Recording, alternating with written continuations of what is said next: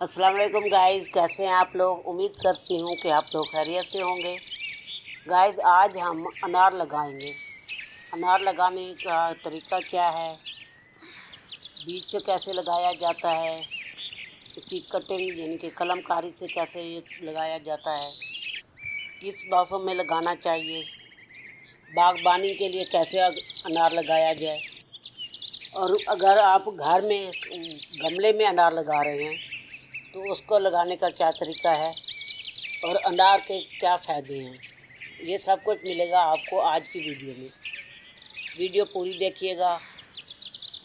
Guys, अनार के लिए कहा जाता है कि शिफा बख्श है, सेहत के लिए इसके बहुत फ़ायदे हैं। और एक ज़रबल मिसल है, एक अनार 100 बीमार। इसका एक एक दाना जो है ना वो बहुत टेस्टी होता है।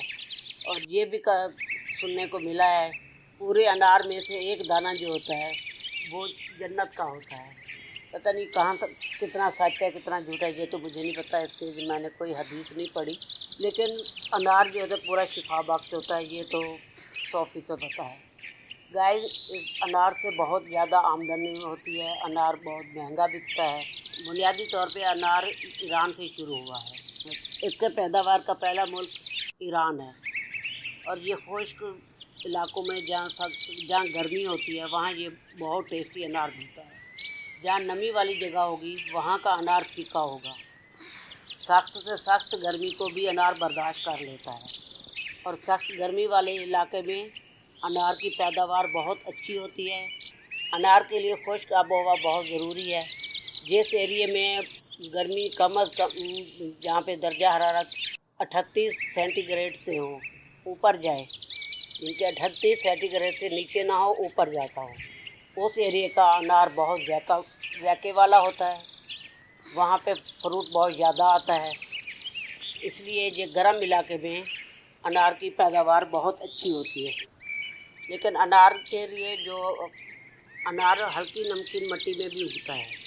तो अनार ऐसा होता है कि जहाँ पे सेम वाली ज़मीन हो ना, सेम ज़्यादा ना हो, हल्की हल्की सेम हो, तो वहाँ पे भी अनार बहुत अच्छा उगता है। और इसके अच्छी बागबानी के लिए पहले इसमें गड्ढे खोदे। गड्ढे का तकरीबन 5 से 6 मीटर के फासले पर गड्ढे होने चाहिए बागबानी के लिए। गड्ढा खोदने के बाद जब उसको कम अज़ कम 2 हफ्ते के लिए छोड़ दें और उसमें भाल की मिट्टी डालें तो अच्छी बागबानी होती है। फिर उसमें पानी लगाते रहें, 2 हफ्ते तक पानी लगाते रहें। जब 2 हफ्ते गुजर जाएं उसके बाद वहाँ पे पौधा लगाना चाहिए। ऐसी ज़मीन में बागबानी करनी चाहिए जहाँ पे पानी रुके ना, पानी बह जाए। और नमी ज़्यादा रहेगी तो फसल अच्छी नहीं होगी, उसमें फ्रूट का टेस्ट अच्छा नहीं रहता। बीज से लगाने का तरीका ये है कि अनार को बीज लें, इस तरह से जैसे हमने लिया है, उसको गमले में लगा लें या फिर किसी छोटी सी क्यारी बनाए, उसकी आप पहले पनीरी उगाएंगे। अनार लगाने का सही मौसम है फरवरी से मार्च तक। फरवरी और मार्च के 2 माह जो हैं इसमें अनार लगाया जाए तो वो बहुत अच्छा होता है। उनके ऊपर गर्मी आ रही होती है तो गर्मी में इसकी ग्रोथ बहुत अच्छी होती है अनार की। तो अनार खाकर उसके जो बीज है ना वो निकाल लें। वही बीज आप किसी गमले में लगा दें, उसको पानी देते रहें। चंद दिन में इसके कोंपले निकलना शुरू हो जाएंगे। इस तरह से जैसे ये देखा आपने वीडियो में देखा, इसी तरह से ये कोंपले निकलेंगी। फिर इस गमले से निकाल के इनको अलग-अलग, जब ये 1 फीट का हो जाए तो इनको अलग-अलग कर लें। और अब मुख्तलिफ गमलों में लगाना है तो गमलों में लगाएं, बागबानी के लिए लगाना है तो फिर इसको वहीं अपने ज़मीन में लगा दें तो ये बहुत अच्छा हो जाता है। और गर्मियों में जब इसकी ग्रोथ बहुत अच्छी होती है। बीज से जब आपने अनार लगाया है, 5वें या 6ठे साल तक फ्रूट इसको देना शुरू हो जाता है। अगर आप कलमकारी से करेंगे तो कलमकारी से ये 4 साल में फ्रूट बहुत अच्छा देगा, बहुत अच्छी फ्रूटिंग होती है। कलमकारी का वाला पौधा मैंने आपको पहली वीडियोज़ में भी बताया है। कलमकारी से फ्रूट जल्दी देते हैं, बीज से जब आप लगाएंगे फ्रूट लेट उगेगा। अगर आप चाहते हैं कि हमें फ्रूट जल्दी मिले और हम पौधा लगाएं और 1 साल के 2 साल के अंदर हमें फ्रूट मिलना शुरू हो जाए तो फिर आप नर्सरी से पौधा लें, लगाएं, जिसको जो अनार लगे हुए हों। तो वो भी लगाने का सीज़न जो है ये फरवरी और मार्च होता है। फरवरी और मार्च के लगाए हुए पौधे बहुत अच्छी फ्रूटिंग देते हैं।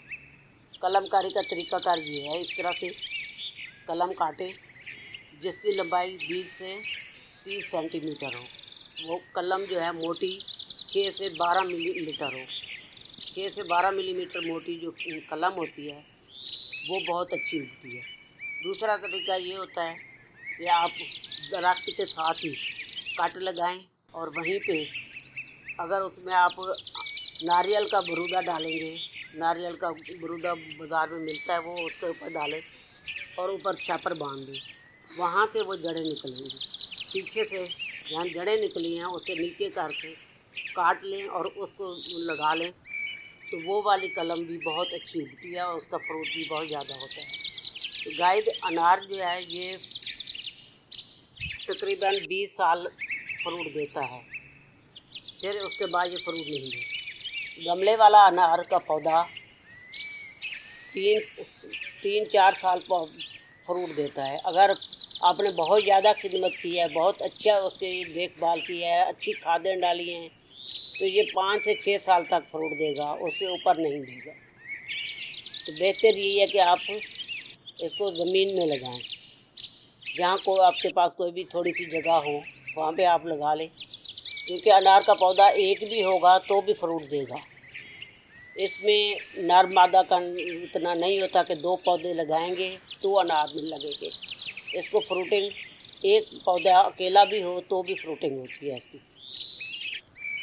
अनार के लिए गोबर की खाद बहुत अच्छी होती है, इसको आप गोबर की खाद डालें, इसमें फास्फोर खाद डालें। इसकी खादें हैं, साल में ये 3 खादें इसको ज़रूर देनी है, नाइट्रोजन, फास्फोर और गोबर वाली खाद। ये 3 खादें आपने इनको देनी है। पोटाश की भी इसको साल में 3 दफ़ा डालनी चाहिए। अनार में पाई जाने वाली बीमारियाँ। गाइस अनार के ऊपर बहुत सारी बीमारियाँ बहुत जल्दी हमला करती हैं।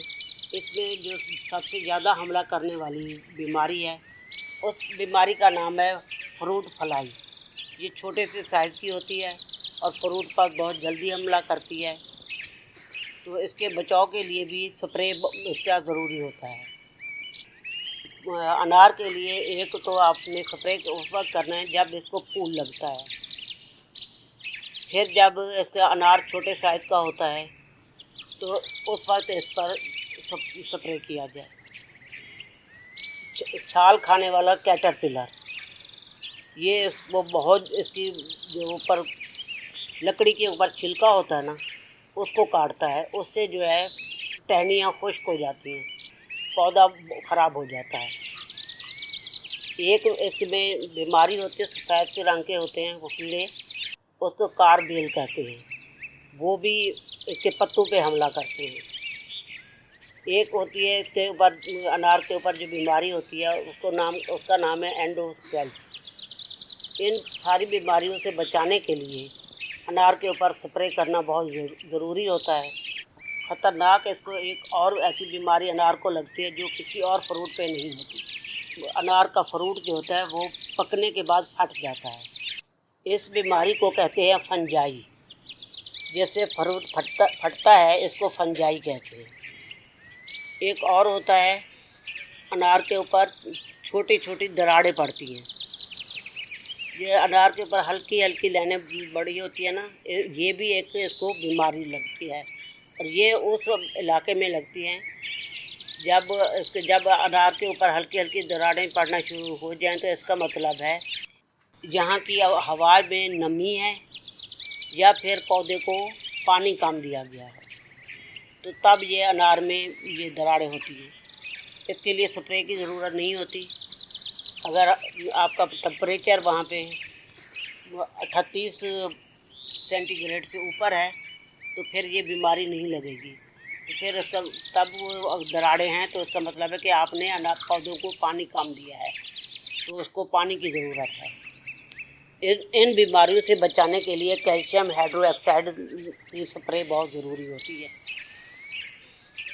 जिन लोगों का खून की कमी होती है उनके लिए उनका हीमोग्लोबिन कम हो जाता है, तो उनको अनार के जूस के साथ चुकंदर का भी जूस दिया जाता है। चुकंदर और अनार का जूस मिक्स करके दें तो हीमोग्लोबिन बढ़ता है और बहुत तेज़ी से बढ़ जाता है और खून की कमी दूर हो जाती है। फालिज के मरीज़ों के लिए भी अनार बहुत अच्छा है। जिन लोगों का ब्लड प्रेशर हाई रहता है वो अनार खाएं तो उनका ब्लड प्रेशर नॉर्मल हो जाता है। ये एक आर्जी तौर पे नहीं होता, अनार खाने से एक मुकम्मल ब्लड प्रेशर का इलाज हो रहा होता है। अनार दांतों के दर्द के लिए बहुत मुफीद है। अगर अनार के फूल 12 ग्राम हों और 25 ग्राम उसमें चीनी डालकर सुबह शाम दांतों पे मलने से दांतों का दर्द ख़त्म हो जाता है। दिल के मरीज़ों के लिए अनार बहुत अच्छा होता है। इसमें पोटाशियम की मिकदार बहुत ज़्यादा होती है जिसकी वजह से इंसान दिल के अटैक से बच जाता है। अनार शुगर के मरीज़ों के लिए बहुत अच्छा होता है। अनार से निज़ाम हज़म बहुत अच्छा होता है और जो चीज़ भी आप खाएं बहुत जल्दी हज़म हो जाती है। गुर्दे के मरीज़ों को भी अनार के दाने दिए जाते हैं। अनार की चाय पीने से, सर्दियों में अगर अनार की चाय दी जाए तो उससे जितनी सख्त से सख्त खांसी हो वो ख़त्म हो जाती है। चाय बनाने का तरीका ये है कि अनार के एक पूरे अनार के छिलके हों, उनको अच्छी तरह धो के उसमें 3 कप पानी डालें। वो पानी जब 1.5 कप रह जाए फिर उसको उतार के छान लें। अगर आप उसमें मुनासिब समझे तो थोड़ा सा अदरक भी डाल दें। अगर आपके पास अदरक पाउडर है तो 1 चाय का चम्मच अदरक पाउडर डाल दें। फिर वो छान के सुबह शाम पिए। 1.5 कप जो है उससे आधा सुबह को ले लें, आधा शाम को।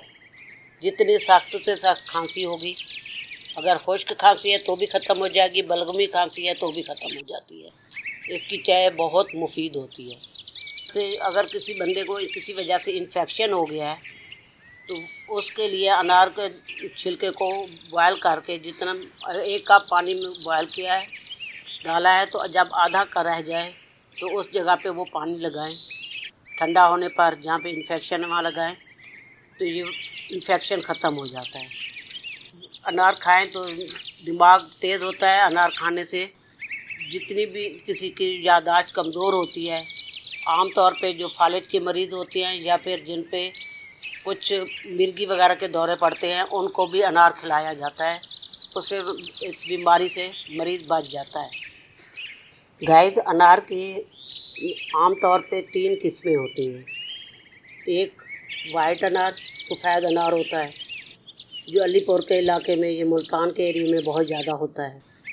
एक अनार होता है हल्का गुलाबी, उसके दाने जो है ना गुलाबी रंग के होते हैं, बिल्कुल रेड नहीं होते लेकिन गुलाबी से होते हैं। ये कुछ ठंडे इलाके जहाँ होते हैं वहाँ पे ये अनार होता है। और एक होता है बिल्कुल सुर्ख लाल दानों वाला अनार, उसको कंधारी अनार कहा जाता है। आमतौर पे उसको कंधारी अनार कहा जाता है। लेकिन ये तीनों जो किस्में जो हैं फ़वाइद सबके बराबर ही हैं। इसमें कोई ऐसा नहीं है कि जिस अनार के फ़वाइद कम हैं। ये वाइट जो है उसके फ़वाइद इतने ज़्यादा नहीं हैं तो रेड वाले के ज़्यादा हैं, या फिर पिंक वाले के ज़्यादा हैं तो रेड वाले के इतने ज़्यादा नहीं हैं। तो ऐसा इसमें नहीं होता। अगर वीडियो पसंद आई है तो इसे लाइक करें, दोस्तों रिश्तेदारों में शेयर करें। चैनल को सब्सक्राइब नहीं किया तो इसे सब्सक्राइब कर लें। फिर मिलेंगे एक नई वीडियो के साथ। अल्लाह हाफिज़।